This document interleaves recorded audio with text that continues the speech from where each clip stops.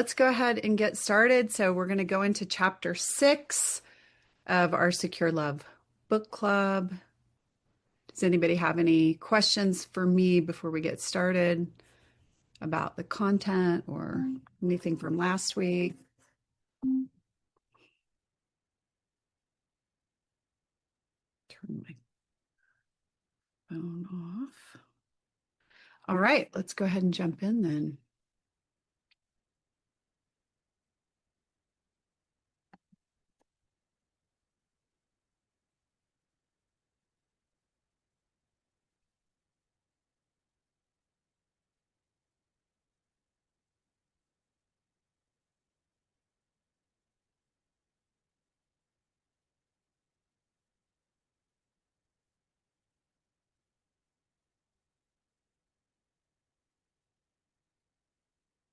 All right, so this one is chapter 6, which is preventing the negative cycle. So I'm just going to give some insights into that. And the way that you're going to prevent a negative cycle is you're going to create an attachment-friendly environment. And that sounds like a big job, but if you think about a relationship is not just this big global thing, it's actually a series of repeated interactions. That's what a relationship is, right? That's why relationships can, get healthier or get unhealthier, because we want to know what the quality of each of those repeated interactions are. So if you really look at this intentionally and say, I'm going to really work here to not worry about the big picture, but just worry about the next interaction, doing the best I can and working with my partner so that they're doing the best that they can to maximize the health of that interaction, and doing that by meeting each other's attachment needs in those interactions, which is going to create more positive emotions, less negative emotions. So when we're creating an attachment-friendly environment, just remember, we're doing that in interactions.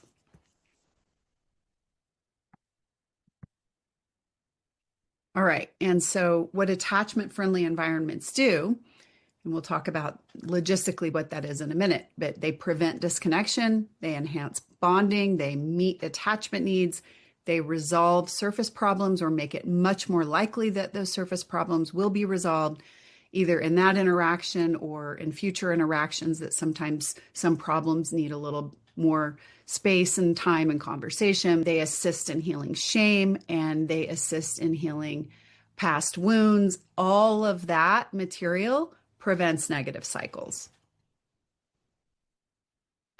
So one of the things is, what I love about attachment theory, and the reason that I use attachment theory in my professional and personal life, is because I believe that attachment theory is the closest science has come to really explaining relationships, what makes them work, what makes them successful, and what makes them unsuccessful. And so when you can kind of stay grounded in that mindset that every single thing you're doing or saying to your partner and every single thing they're doing and saying to you, it has some attachment meaning or need embedded in it. And if you can understand that, it's so much easier to know what to do and what not to do. And so you kind of have to remember, like when your partner is sitting there, being snarky or rude, right? It's super easy to go into that place and look at it in that framework of, well, they don't care about me, they hate me, they just want to hurt me, they're selfish, and maybe there's truth to some of that. And if, obviously it's a behavior that's not working, maybe they are, really trying to hurt you, maybe they are, not caring about you, but the odds are high that there's a lot more going on with it than that. The odds are exponentially high that there is also a lot of attachment intention happening. Some people are just extremely narcissistic or sociopathic, and they truly don't care. That is not what's happening with most people. And so when we can really keep repeating to ourselves, protest is fighting for change. They're fighting for closeness in this protest. Their retreat is not about trying to retreat from me. It's about trying to avoid the pain and shame they feel around disconnection. Getting loud isn't them just trying to not care about my needs and overpower me randomly. It's just fighting to be heard, because being heard is part of feeling safe and close with me. Their defensiveness is fighting to be seen in a more positive light. Their hurtful words are fighting to communicate their pain to me. If they can get me to hurt in the same way they're hurting, then I'll know what's going on and I'll understand their hurt and I'll be able to show up and help them with that. Invalidation is fighting to get your own needs met. If I can just invalidate your experience, then my experience will become more valid. And then I'll get to feel safe and close. And then we have the positive ones, which caring behaviors also have massive attachment intentions. They're striving for love and closeness. Now, does that mean these behaviors are okay? Absolutely not. They're not okay. Continuing to do these behaviors, even if we understand the very good reason for them, will continue to damage your relationship. So we do need to move out of them. But when we can view them through the lens of attachment, it's so much easier to see why those behaviors are happening. And when we can see why they're really happening, it's so much easier to figure out what are the needs embedded here, what needs to happen differently for us to be able to shift out of that so we can get those attachment needs met in a different way. If you're dealing with, how do I get this partner of mine to stop being a bad person and a jerk? That's a tall order. If I can look through it as, what attachment needs is my partner trying to express to me right now that we need to get better at meeting, either through the work from our relationship or their own self-work, whatever it is, or a combination. How can we actually get those attachment needs met? That's a much easier thing to accomplish when you know how. Okay, so here's where I was right here.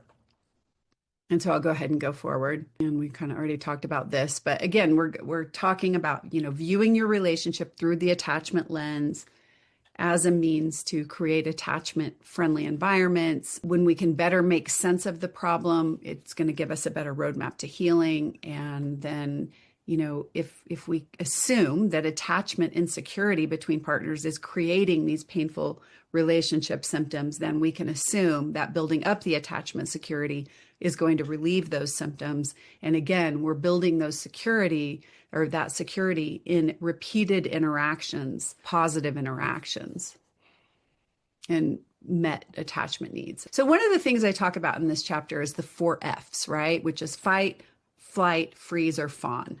And there's every one of those has a healthy version, right? It's not so healthy in your relationship to fight in the sense of the behaviors that we typically think of as fighting behaviors: yelling, calling names, getting defensive, arguing excessively, all the things that, partners are doing to kind of using force or trying to even leave their partner feeling hurt as a way to communicate their own pain. But there is a healthy version of fight, which is being assertive. It's not giving up your needs. It's just communicating those needs from a place of assertion and clarity instead of fighting. Unhealthy fawn, that would be like, the unhealthy version of people pleasing, which is really just trying to get someone to be happy with you so that you can feel safe. That's the goal. You're kind of willing to put maybe your needs to the side. You're even willing to put their needs to the side just so they'll be happy with you and you'll feel safe. And sometimes that means prioritizing their needs over your own, obviously. But there is a healthy version of fawning, right? And that's collaborating. It is the willingness to maybe, let's put my needs to the side temporarily, or some of my needs to the side, so that I can join you in some of your needs. And then we have this unhealthy freeze response, which is just, freezing up and not doing anything. And that can be hard because most people aren't doing any of these consciously. Their bodies are just habitually go into it because that's what you're used to. But the healthy version of freezing up is pausing. Okay, there is a value in pausing. Unhealthy would be flight, just get out of there, get out of the situation, pretend it doesn't exist, don't go back to it. Well, the healthy version of that is turn the temperature down, take a break. And so if you notice that you are someone, most people are going to do one or two of these most of the time. Okay. Most people are going to, like, for example, it's pretty common for someone who is a heavy fighter to at other times be a heavy fawner. They kind of go back and forth between the two of those. But whatever you're struggling with, try to think of it as doing the healthy version of the opposite, right? So if you have, you're saying to me, look, I have a tendency when I get triggered to fight. What your work is to work on the healthier version of the opposite. So I'm going to really put a lot of effort and intention instead of going into fighting to try to go into collaborative with intention. If you know that you're a fawner, then your work is to try to become more assertive. If you know that you're just someone who freezes up, instead of freezing up, you might need the break. Be assertive about taking a break. That's not freezing. Being assertive and saying I need a break is not freezing, it's communicating. If you're someone who has a tendency to go into flight, your work is I'm going to really be intentional about trying to keep myself regulated and stay engaged, moving away from that just habitual get out of here, shut it down place.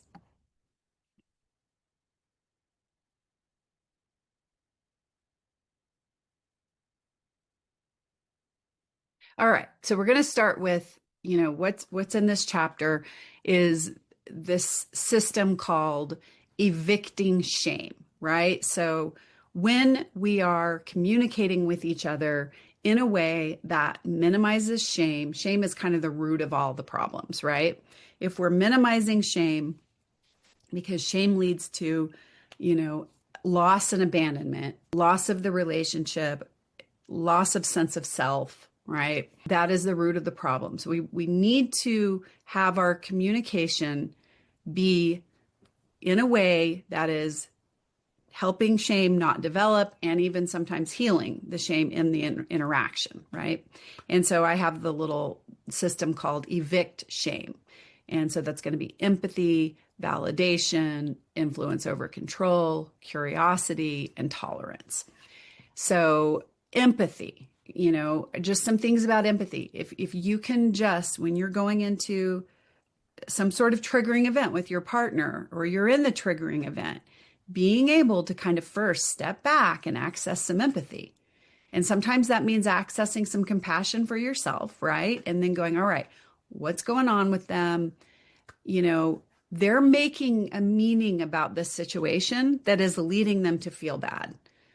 I don't maybe agree with the meaning that they're making. I don't maybe believe that I'm intentionally creating that meaning in their mind. However, the feeling is real and I can see that they're in pain. And I love this person and I also want my pain to be held. So I'm going to lean into the pain and empathize with that, even if I don't agree with how they got there. And sometimes you can ask yourself, like, look, okay, my partner is in a place where they think I'm ignoring them. I'm not ignoring them. My everything in me wants to sit there and argue and go, what are you talking about? You're making things up. You're just creating drama, blah, blah, blah, whatever. But if you can step back and say, you know what? Maybe I'm not intentionally ignoring them, but if I was feeling ignored, how would I feel? I felt ignored before. That's a bad, yucky feeling. I can see my partner's in pain. Let me kind of ground myself in that before I go forward here. And it doesn't mean you have to leave your own emotional experience. It just means that you're able to kind of hold both, right? I don't like feeling misunderstood. That hurts, but I can also lean into their feelings here too. That is emotional maturity. And emotional maturity, I think, probably starts with empathy, to be honest. Empathy is very regulating also. It gets you out of your own fear and, dysregulation and gets you into, someone else's stuff, which can be very regulating, can turn down the heat. It can shift the perspective. Now, obviously, there are some people who over empathize, which is really not always empathy. It's a lot of times it's their own defense mechanisms, but it is, we can take the behavior of empathy too far, right? And leave our experience. And that's not good either. We don't want to do that. We want to be able to hold on to both at the same time. Validation, that's like communicating this place that you found yourself in, right? It's accessing what their feelings might be. Hopefully they're also sharing that with you. And then the validation is that gift of saying, you know what, I get it. I get that you feel the way you do. It makes sense to me. When I have felt ignored before, it's a bad place. I get that. I don't like that feeling either. And so it makes sense to me that if you're sitting there thinking I'm ignoring you, that you would feel, upset about that. Later, you can go in and say, let me kind of tell you where I'm coming from. That wasn't my intention to ignore you. But first, we just need to sit with that. You don't have to agree that you did anything. You don't have to agree with why. They got into an argument with their boss and that felt bad for them. You might say, well, I argue with my boss all the time. That's just what we do. It's fine, right? Your experience is different. You wouldn't have felt that way, but they did. So we got to, you also don't have to agree to do anything. Okay, because you feel ignored, I'm going to stop what I'm doing and go watch this show with you. You don't have to do that. You can just say, hey, I get it. This hurts for you. It's not a good time for me to watch the show.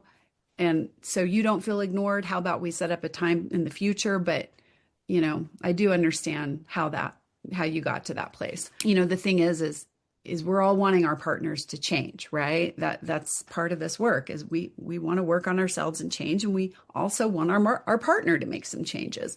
And we have this, a lot of people have this idea that if you can just tell them what they're getting wrong, if you can just lead with talking about your own pain, then somehow they'll finally get it and they'll finally start to change. And if that approach works with certain people or with certain situations, keep doing it. But a lot of times that approach won't work, or it won't work all the time.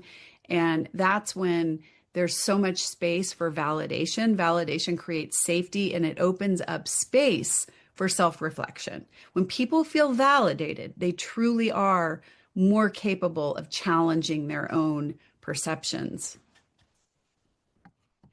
And then there's two V's here.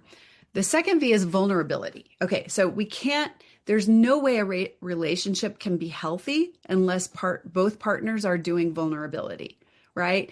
And here's why. Vulnerability is always part of a problem. It's always part of a surface level problem. It's always part of a communication problem. So if we're skipping that piece, right? It's not the only thing we need to talk about in a problem, but if you're skipping the vulnerability, we're not fully addressing the issue. We're missing a lot of pieces. Not only are we not fully addressing the issue, we're not really getting to see all of each other. We're not having an opportunity to empathize. We're not having an opportunity to validate. So partners have got to learn to do vulnerability. I go into, lots of examples of that in the book, but for the purpose of this discussion, then we can talk more about this later when I'm finished with the presentation. Vulnerability is speaking to the sad part of a interaction, the fear part of an interaction, the shame part of the interaction.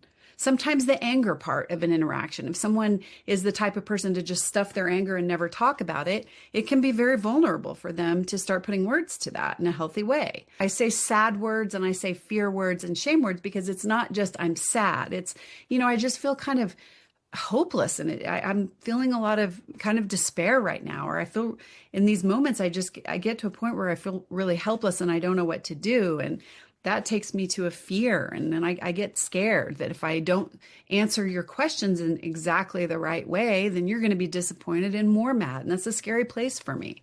Or, when you bring up these concerns to me, and I recognize this isn't fair for you, but these concerns can sometimes tap into my shame and tap into these beliefs that I have, that if I'm not always perfect, you're just going to reject me.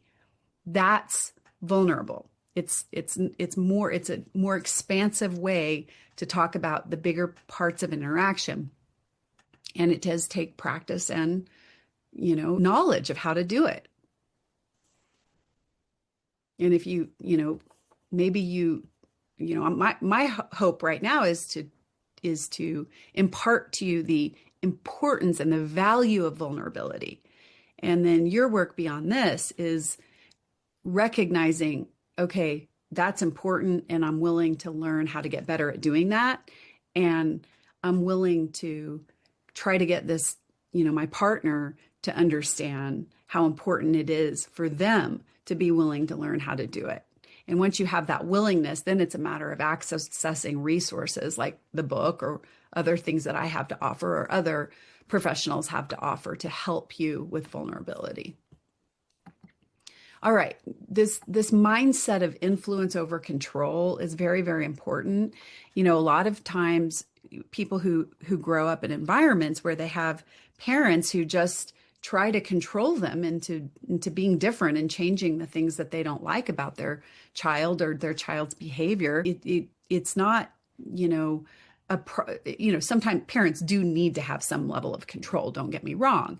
But if that's the only approach, it's just I'm going to reward you or punish you as a way to control your behavior without any other conversation or letting them kind of have some space to make decisions for themselves as they grow and mature into that ability to do so. A lot of times people go into their relationships with their partner with that mindset, which is, you know, if they're doing something I don't like, I've got to take control and make sure they don't do it anymore. And that approach just doesn't work at all well in adult relationships. You truly cannot force or coerce your partner into changing. Even the worst behavior and the worst consequence that you could do, they're still an adult and they're still, you know, going to make their own decision. And so we really have to get into that mindset that I don't have control over my partner.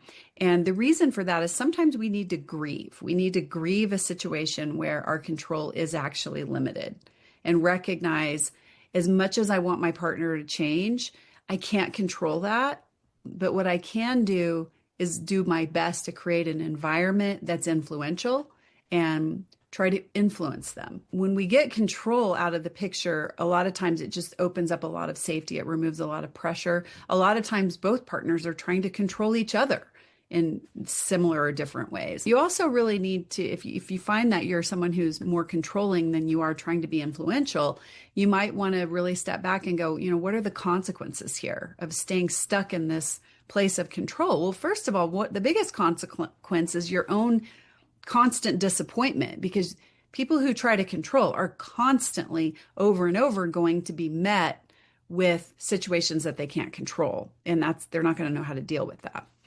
And so then we need to kind of ask ourselves, all right, where does my control end over this situation? Because sometimes we do have control over certain things. I don't want to go too far here, but we need to recognize the limitations of our control and when that control is not healthy. And then we need to move over into what do I have the ability to influence here? And that is an empowering place. Being controlling is a very disempowering place. Angie, great question. Would you provide an example of influence instead of control? Yeah, like you know, want your partner to be more validating to you, right? You want more emotional validation from them. And a controlling approach is kind of like in an interaction and you're expressing something to them and they're not emotionally validating you.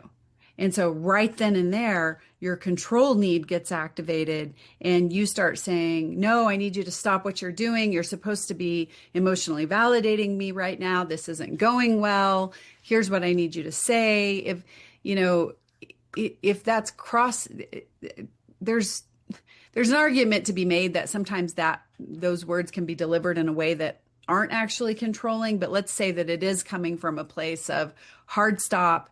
You've got to do what I want you to do right here in this moment. And if you don't, that means you don't care about me, you don't love me. And a place of influence might be kind of moving away from that in the moment. And then in the background, coming to them and say, you know, here's what I noticed about that interaction. You know, I was kind of talking about my deeper feelings and something comes up for you. And you know, what would really help us is if both of us could end up feeling emotionally validated in these interactions. That's coming from more of a place of collaboration and influence instead of you will do this. And if you don't do this, then I'm just going to be unhappy with you. There's also a bunch of examples in the book, and maybe I can find one of those.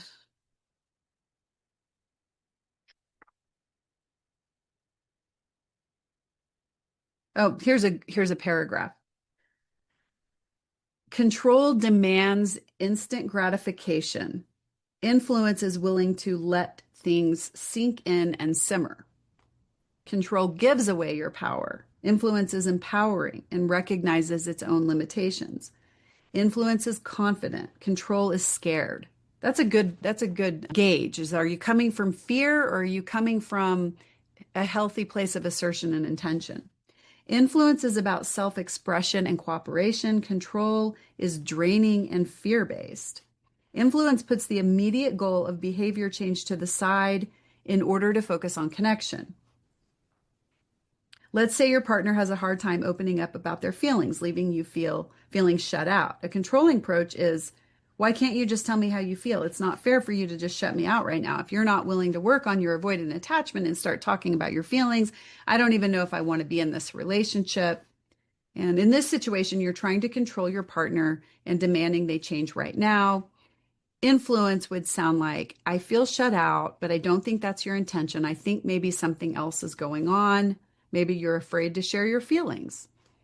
I don't want to put feelings on you that aren't yours, but I also want you to know that I don't think this is just about you being stubborn. In the second example, you're creating space for exploration instead of hope for instant gratification and then getting frustrated when that can't happen just yet. Instead of saying, I need for you to do this way or else, you're saying, I'm impacted by this, but I also understand there's deeper stuff here than what can be solved in this moment. Let's keep talking. Okay, curiosity. So curiosity is huge. And it's a part of the empathy and validation, you know, cluster, stepping out of yourself and into their experience. And you can go back into yourself later, or you can keep one foot in yourself and you can invite them into you later. Both partners have to be willing to be curious to create an attachment friendly environment. It is constant curiosity needs to be in the back of your mind.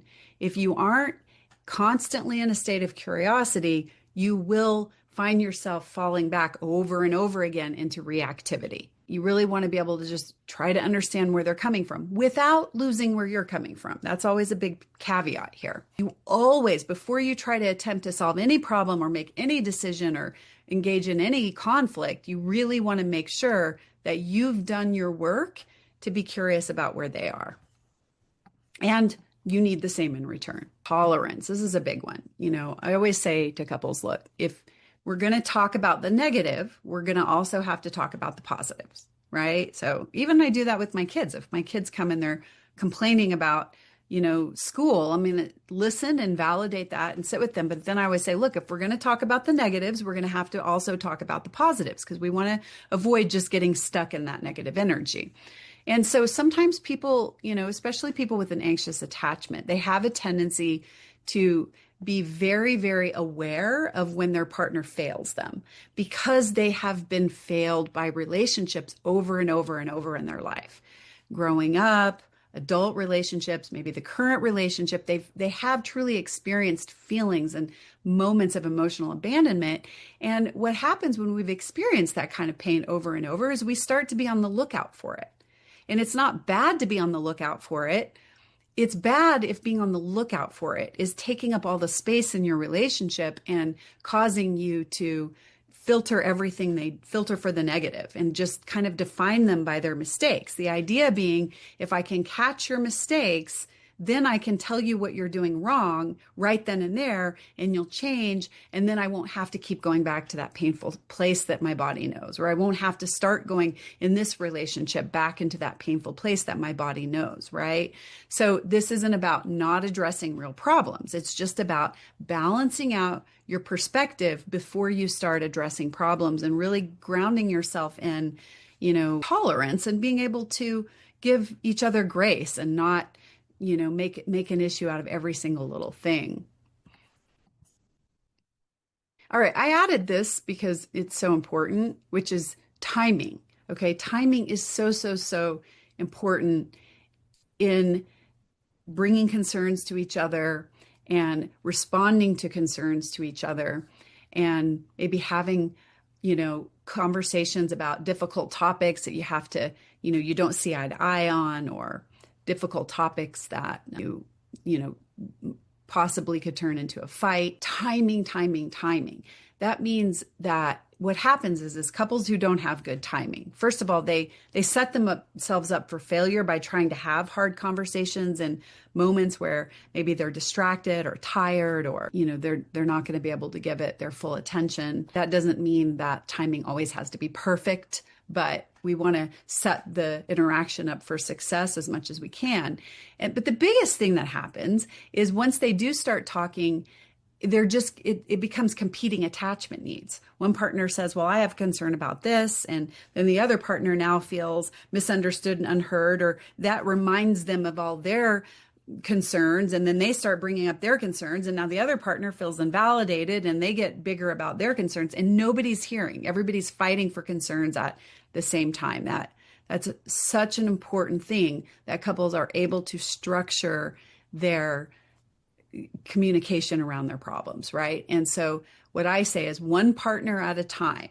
One is in the attachment needing role. And when that partner is in the attachment needing role, I don't care who it is, they're going to have to decide that on our own. Oh, actually, I do care who it is. Usually, the vast majority of the time, it should be the person who brought the concern up. Right. But sometimes someone brings up a concern and the other person just gets so triggered that they're not going to be open to that. So it's better to maybe pause and let them go first. And that phrase might sound like, listen, clearly something's coming up for you, and I'm willing to kind of give you the mic here. Just know that we're going to have to come back to my stuff later, because otherwise I'm not going to feel like I was heard. So the person in the attachment needing role, they're needing their attachment needs met. They're needing to feel heard. They're needing to feel understood. They're needing to feel some kind of responsiveness. And the other person, their role is meeting those needs. Doesn't mean doing what they want you to do, but it does mean hearing them, validating them, empathizing with them, trying to understand where they're coming from.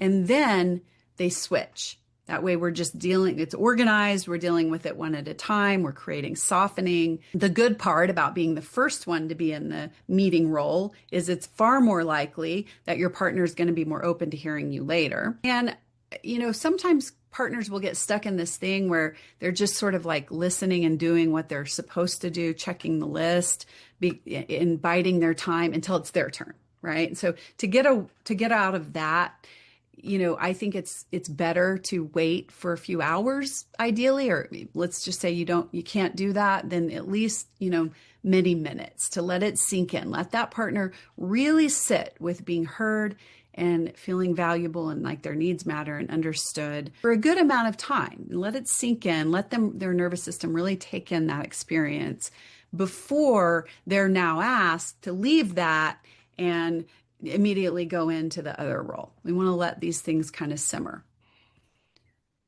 All right, so here is an exercise that you can do that will be up on the website. So you're going to, go back to that list of empathy, validation, vulnerability, influence over control, curiosity.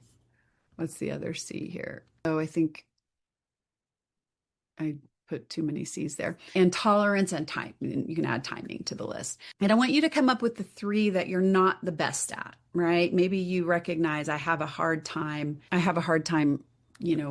talk over my partner instead of going into that curious place and listening to what they have to say. Or I have a timing problem.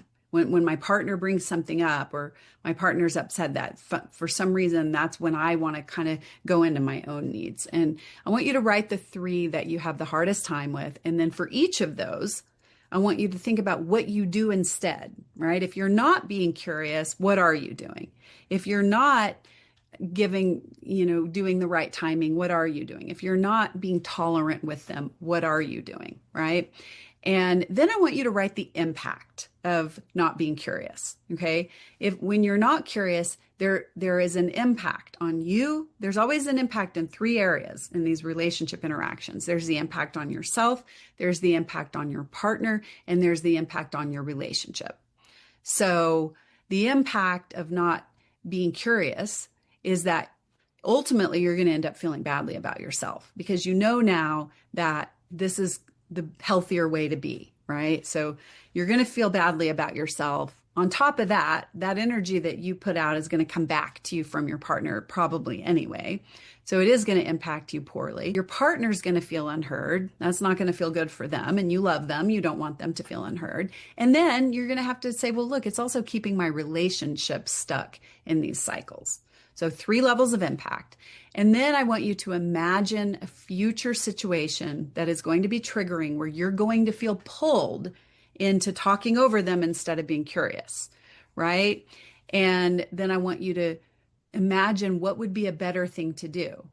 Well, loving listening is what I have written here, which is curiosity instead of just talking over them. So go, okay, this is the healthier thing. And now write out a story, write out a narrative of instead of going into talking over them, you're now choosing to be curious and write out how you think that interaction would go better.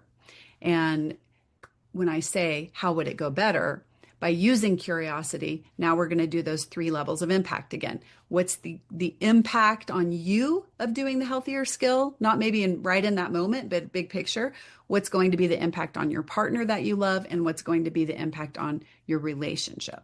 And even better, have your partner do this exercise, or if you're here as a couple, both of you do it, and because this needs to be done on both sides of the street. However, if only you're doing it right now, that's okay. Your partner might not be here doing this work. Eventually, yes, they need to be doing the work too.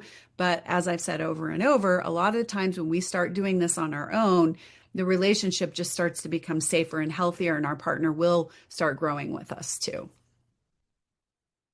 All right, that's that. Let's go ahead and talk about questions that you guys might have. I have some in my Q&A. Fearful avoidant spouse, and I'm in AA. Can timing also, and I am AA. Oh, I see what you're saying. You're not in AA. You are avoidant. Can timing also be by weeks or months? I think as an FA, he struggles with dealing with emotions. I mean, I think it really depends on what it is. Sure. Yeah. I mean, I think if one person doesn't have an urgent need to kind of express themselves around an issue, then maybe we wait for that need to come up. You know, it doesn't necessarily, just because one person has a need to feel heard and understood and validated doesn't mean the other necessarily does. But if what you're saying is that person is waiting weeks or months because they don't want to deal with their emotions, they don't want to deal with it, or they don't know how to deal with it, that's problematic because we're not addressing a problem. And so those emotions are going to show up in some other way, right? Emotions will show up. It's just, are they going to show up in a healthy way or a not so healthy way? So I would encourage your partner to kind of figure out a way to start doing this with health and not waiting weeks or months to face these things. I'm a parent-adult child relationship. Okay. Would it ever be appropriate for the child to hear the parent's needs, or is it always the responsibility of the parent to empathize, validate, be curious about the child's needs? Yeah, the good question. I think that there is probably going to be a period of time, this is new to you and your relationship with your child. I think there does probably need to be a period of time where you are kind of exclusively showing up for them. And especially if there's kind of some wounds around that, and just kind of creating safety, right? Adult children are adults, but there's a little bit of it's not so black and white because they're still your child, and they historically were your child, and there maybe was some stuff built up. So I would say give some space to create safety. But then yes, eventually, the idea is that you grow into more of an adult relationship where your needs start to matter too. And you're able to say, hey, listen, I love you. And I know, this can be really hard for you, but here's how I'm impacted when you are, giving me the silent treatment or whatever they're doing that is not meeting your needs. And if there's in this process, when you're trying to create more safety with them, if there are serious boundary issues, right? Like they're screaming at you and, really being out of line, then that's a situation where there's an argument to be made for saying, hey, I'm here for you. I want to hear everything you have to say, but I cannot do it when you're screaming at me. So we got to figure something else out to do here. So it really just, a lot of it just depends on the behavior. Thank you, Kelsey. I'm so glad that this is helpful. All right. So I've recently ended an 18-month relationship that seemed bogged down in attachment communication challenges, which began in the first couple of months. Would you agree that some relationships are just incompatible if there's no progress, even with therapy and plenty of effort? I'm conflicted with feelings of guilt for giving up on it, but was so empty from not getting my needs met. Okay. First of all, if you were miserable, and especially if, it's just a couple months, 18 months, sorry, you don't have to have you don't have to have any, you don't have to feel guilty, in my opinion, for giving up on a relationship that was absolutely miserable, that you were suffering and that you had tried hard. You deserve more than that. I know there are some situations where maybe there's other factors, like you have a family together and there's way more layers of the relationship. But for the most part, if you're able to go, look, we did our best. We tried to get help. It didn't work. I was still waking up. My nervous system was always all wonky. It's not healthy for you. It's not healthy for your partner either. So, you do have the right and deserve to be in the environment that you need to be in as a human that's going to help you feel most fulfilled. And so that said, it's hard, first of all, you were incompatible if you weren't communicating well. That's a sign of incompatibility right there, right? And if you aren't able to figure out a way to communicate better and work through that first block of incompatibility, then that incompatibility is either just going to stay or it's slowly going to get better over time as you learn. But sounds like you put a lot of work in. So why weren't you able to meet each other with communication? I don't know. It could be one partner was more motivated than the other. One partner wasn't really willing to try. They had their own blocks to vulnerability. They had their own blocks, their own personal blocks in lots of ways. It could be you weren't able to get the right help. There's a number of reasons why the communication couldn't improve, but the fact that it didn't improve, the result of that is misery, and you don't need to stay in that. Is there incompatibility below the just communication incompatibility? Are you really just wanting different things out of life? I never know as a therapist if that's the case. I have some ideas. The first thing you have to do is get the communication cleaned up. It has to happen. You can't possibly know if there's other like deal-breaking incompatibilities under there without getting that communication cleaned up first. So, if that wasn't able to happen, then I'm really sorry for that. But it does sound like it's probably better to not stay in that. And maybe time goes by and you both grow and learn new ways and want to come back. I don't know, but please don't feel bad about leaving a situation that was really not working for you. I am anxious style person and my spouse of 32 years, wow, is an avoidant one. And we are recovering from a long betrayal where his avoidance apparently, where his AP apparently, by AP, do you mean affair partner? Yeah. Okay. I get confused because of all these attachment initials or whatever. So affair partner apparently was a good listener. I am having a lot of difficulties accepting that, and every change I or we need to make seems to remind me that this recovery is going to be long and who knows if successful journey. Yeah. So if what you're saying is one of the things, first of all, many, many relationships have partners that aren't good listeners, and the partner who isn't feeling heard doesn't choose to deal with that with an affair. Okay. So your partner, and I think you probably know this, but just to put this out there, your partner chose to have an affair. The bad relationship the worst relationship in the world can't force someone to cope with that by having an affair. It is not your fault that your partner had an affair. However, if what you're saying is one of the things that they weren't getting enough of in the relationship is feeling heard, then it only stands to reason that maybe we can build that up in the relationship so they don't feel the need to cope with that pain by having an affair. And so what do you need to do to become a better listener? But what do they need to do? Because I'm certain that they were doing their own things in the relationship that contributed to you not being a good listener. And you were doing your own things in the relationship that contributed to whatever was happening for them that contributed to you not being a good listener. It was a co-creation of some sort. So we need to figure out what's blocking feeling heard in this relationship, and how can we not do more of that. Okay, so that's one, is to change the behavior that heavily contributed to the pain that caused your partner to make this decision to have an affair. And two is you've got wound healing to do, and that needs to be, a wound healing conversation, which is I think it's chapter 8. Let me double check. I'm pretty sure it's no, it's not chapter 8. It's chapter 9 is healing. Let me just double check that.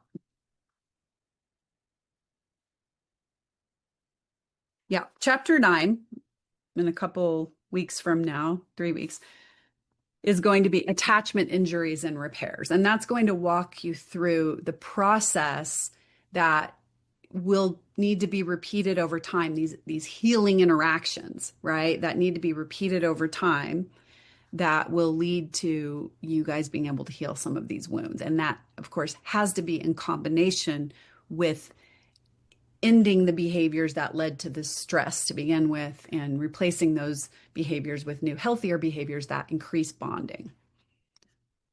And am very sorry that you're going through that also. That is not a very, very painful place to be. So I'm sorry that you're in that. Okay, so Q&A. Personal backstory. Major generational trauma, abuse, and other family issues, black sheep, trust issues. That sounds pretty awful. It's a lot, first of all, just going into a relationship with all that. As a single person doing this work, how do I know when I need to state a boundary versus adapting to tolerating? Am I being taken? Well, let me answer that first. If something is just, first of all, you can tolerate your partner in the big picture as a whole person and recognize, on the whole, I feel loved and cared for in this relationship, right? On the whole, my partner will show up for me. And in that case, for the most part, this relationship is worth holding on to. If the answer is no to that question, that in the whole, most of the time, I'm not feeling good here. I'm not feeling loved. I'm not feeling cared for. I'm not feeling heard. I'm not feeling understood. That's a different conversation. That means this relationship really isn't working on a much broader level, right? But if the answer is yes, and they're getting, some behaviors wrong here and there, or there's some kind of ongoing behavior that needs to be worked on, then that is where you want to, before you go into addressing that, you want to find a place of balancing them out as a whole person. It doesn't mean tolerating the bad behavior ever at all. It just means being able to balance out the bigger picture with this thing they're doing that isn't working for you. And how do you know if it's not working? Well, if it keeps happening, right? And every time it happens, you feel really awful and it causes you pain. And if you've done self-work around it and you recognize, okay, what if the trigger around this is kind of more related to my issues than in some of the stuff I came to the relationship with, and it's not as related to them. Like when you've done that self-work, which, by the way, I did finish my part of the anxious attachment healing course, which is also appropriate for disorganized attachment. I did finish my part of that, which was, I think it's going to be a few hours long. So now we're just in the process of putting it all together as a full-on, package. And so when I say you've done your self-work, that course will really help you understand what I mean by that self-work to begin with. And so you've done your self-work and you have yourself grounded in a balanced perspective of your partner, then you really do need to address ongoing issues, right? Because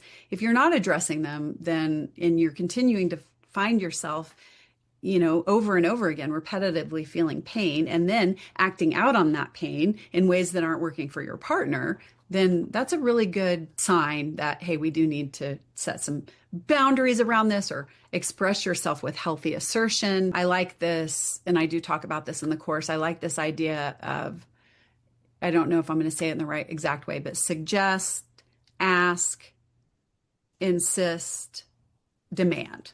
Okay.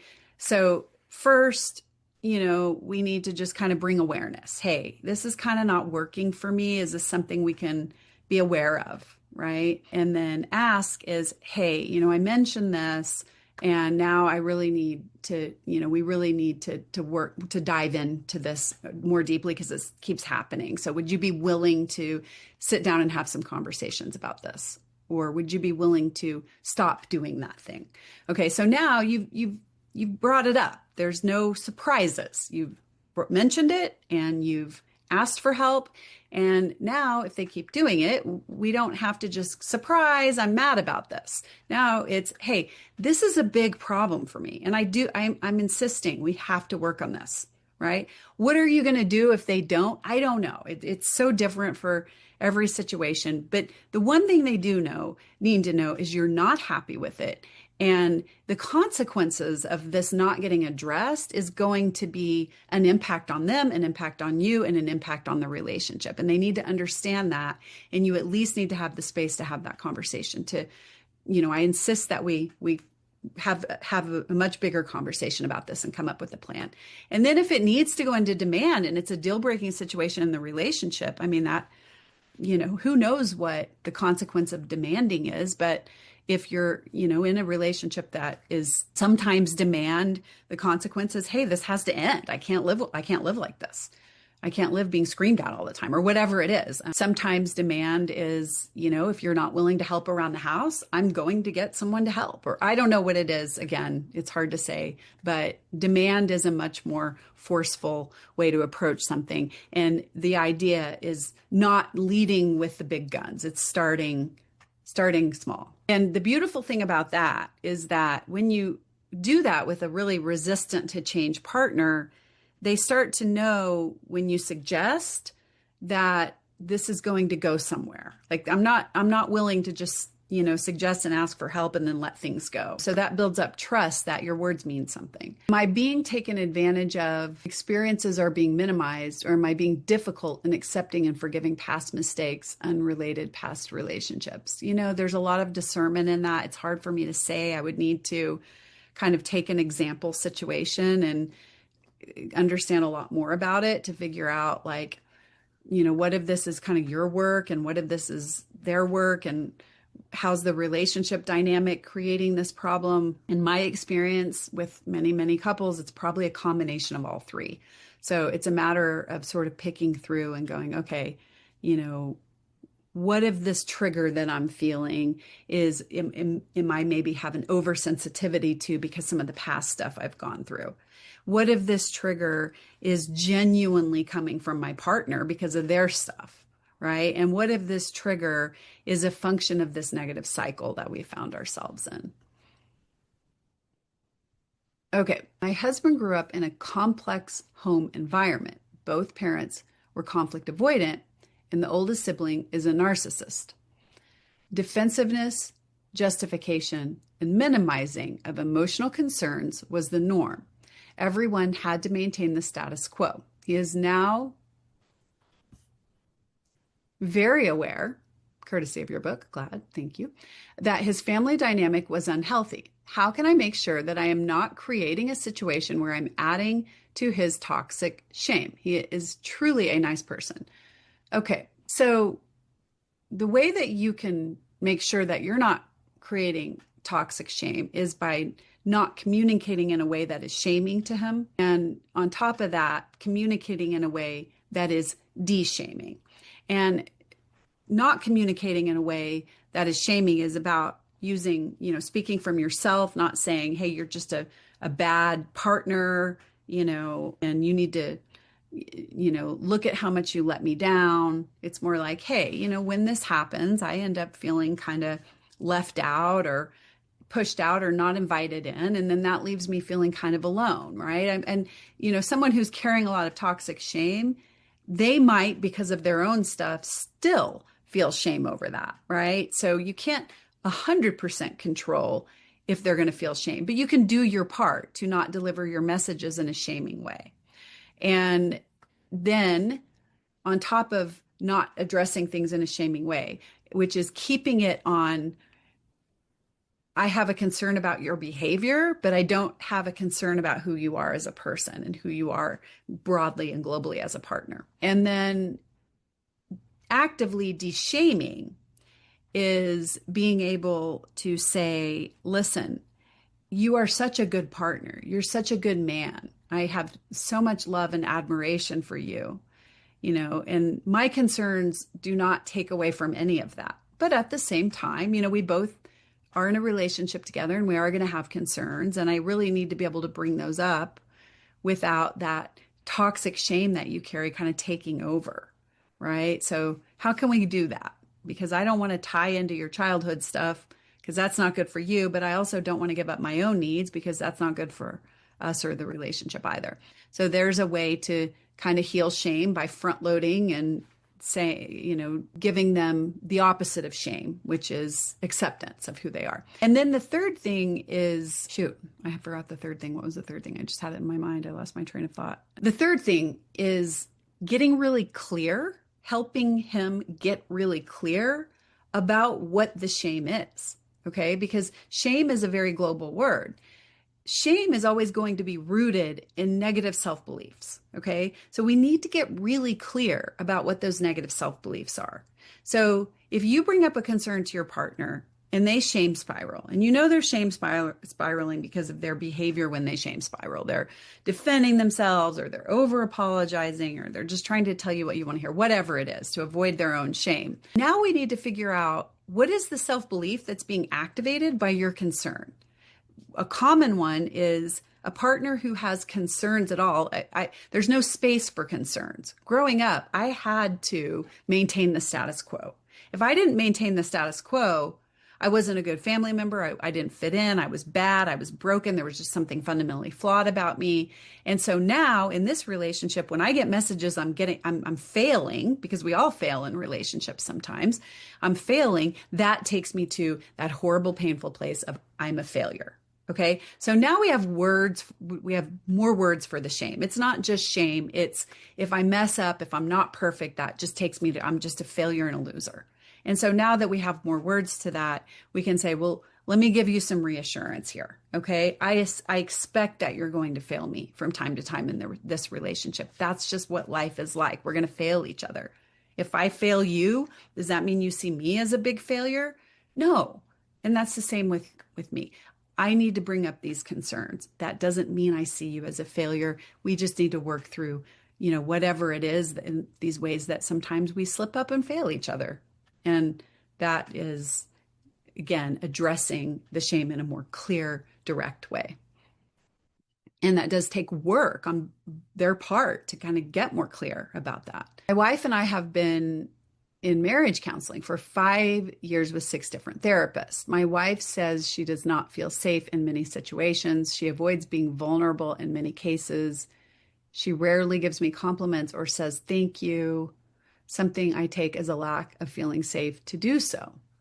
What suggestions can you offer? All right, I need to know what her fears are around this. If I'm her therapist, I'm going to be really trying to get really familiar with the good reason that she doesn't feel safe, right? Nobody feels safe randomly.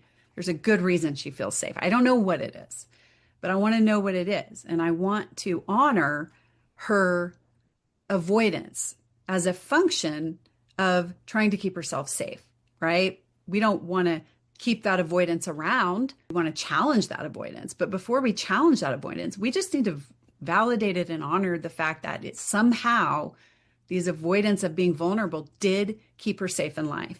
There was a time in life where it was not safe to be vulnerable.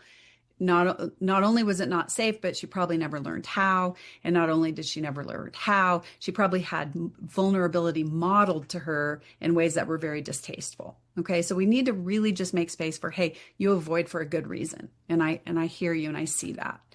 And usually when people are able to honor their own avoidance and be honored by their partner with help from their partner, it does become easier to start challenging that. Now we need to say, at the same time, this avoidance is getting in your way. This fear of vulnerability is here for a good reason, but it is actually getting in your way. We need to help her understand the impact on herself. There is a massive impact to self when we're not able to be vulnerable. There is a massive impact to our partner when they're left out, and there's a massive impact to the relationship. So there is some value here in learning how to be vulnerable. And people are typically more able to take in and understand that value when they're not being shamed for their fear and their resistance. And then again, we need to do the same thing with what are the compliments? Why are compliments hard for her? What is it? Does she fear that giving compliments will mean that, she'll just keep reinforcing the things you're doing that she doesn't like, that will ignore the problems? Do giving compliments leave her feeling humiliated? Did she not like does she have a bad association with getting compliments from others that it's hard for her to give that? Again, we just need to get a little more clear about what these fears are, why they're important, why they make sense. And can we start to shift away from them? Can we start to make more space for flexibility just by putting some of those fears into words? Can you define what emotional safety is, just to clarify? Yes, emotional safety is feeling, first of all, it starts with a nervous system feeling of calm, relative calm. Sometimes it's not completely calm, but just relative calm, at ease, safe, not in a state of yucky fear and all angsty and agitated. That is not emotional safety. That means your body is in some sort of fear state. It's an open feeling. It's a comfortable feeling in your body. And how do you get there? Well, humans get to that place of emotional safety by feeling heard, feeling like their needs matter, not having to worry about feeling, overtly attacked, feeling like they're valued by the other person, feeling emotionally validated. Those are all ways to be communicated with that leave your nervous system feeling safe.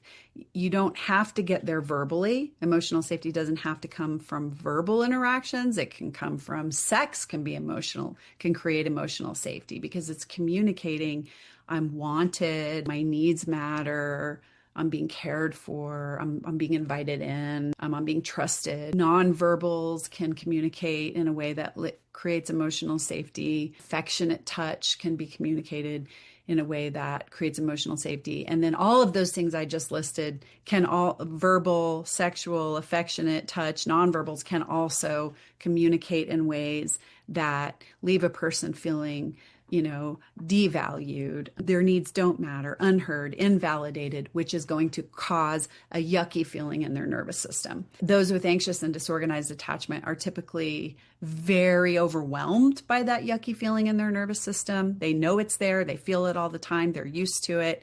Those with avoidant attachment have it, but they're numbed out of it. They're disconnected from it. They don't have access to it. They don't have words for it. And then those with secure attachment, they know it's there. They don't get overwhelmed by it, but they're able to hear it and say, oh, there's something doesn't feel right here. Something needs to be addressed because there's something in my body that's not feeling super right. But they're not like so overwhelmed by it that they start getting like dysregulated and reactive to it. All right, I'll go ahead and answer one more question. And then we'll go ahead and sign off. Okay, it looks like there isn't one more question. So does anybody else have a question for me that they'd like to ask before we... Looks like Genesis. Hi, Genesis. Hello, Julie. How are you doing? I'm good. I have a question regarding when you talked about control. And I had a question if you can expand more on how control can imply the need for grieving for one of the people in the relationship. And okay, if you can also share about at what stage of the therapeutic relationship would you begin to explore more of that grief process with the client? Would that be before or after identifying the focus of the goal of the couple going to counseling? Okay, let me go ahead and answer that one first. So that would be, I would know that it's ready, we're ready to address that deeper layer of grief when two things happen. One, when the client is able to get there, right? When we've been able to kind of like get there in a safe way. Sometimes it takes a bit. We have to go through the layers of feelings. We have to address What's the primary feeling that I'm sorry, the secondary feeling, the anger, the frustration, the anxiety. We need to feel that, understand it, get some words to it, link that to how it's showing up in the cycle, right? Get into some of the vulnerability underneath that. And as we do that, we're now helping them experience safer ways to be with their emotions. Okay. And that grief is such a big one that we want them to have a lot of safety around their emotions in general to be able to go there. And then when we get them to go there, hopefully they will be sort of trained to deal with emotions in a healthy way. So it's not just like, oh my God, overwhelming. They're flooded with it all at once, right?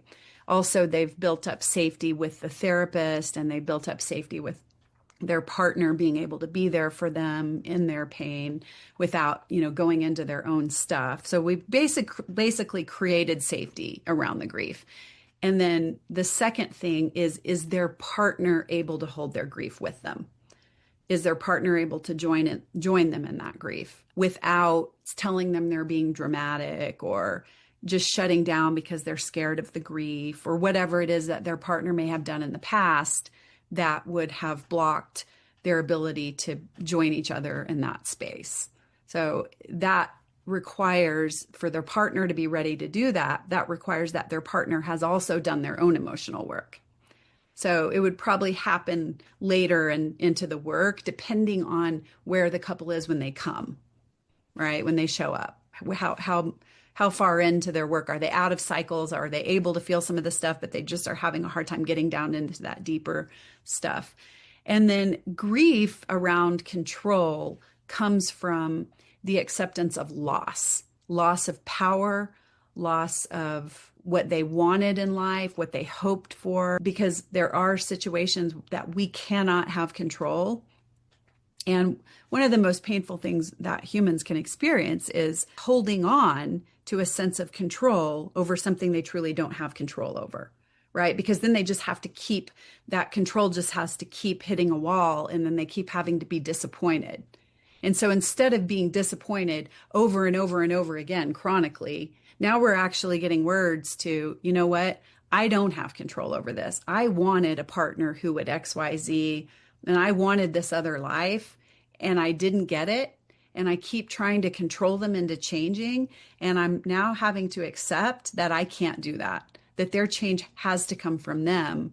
And that can be a really hard, that's where the grief is. It's a loss of what one had hoped for that the control is trying to get. And it doesn't mean that they'll never get that. It means that they're accepting that they can't force it, that they might not, or that they will not. All right, thank you That so much. I helps. really appreciate that. You're welcome. All right. Well, we'll go ahead and call it for today. I hope that was helpful. Again, you can find that homework up on the website. And all right. Well, thank you, everybody. Take care.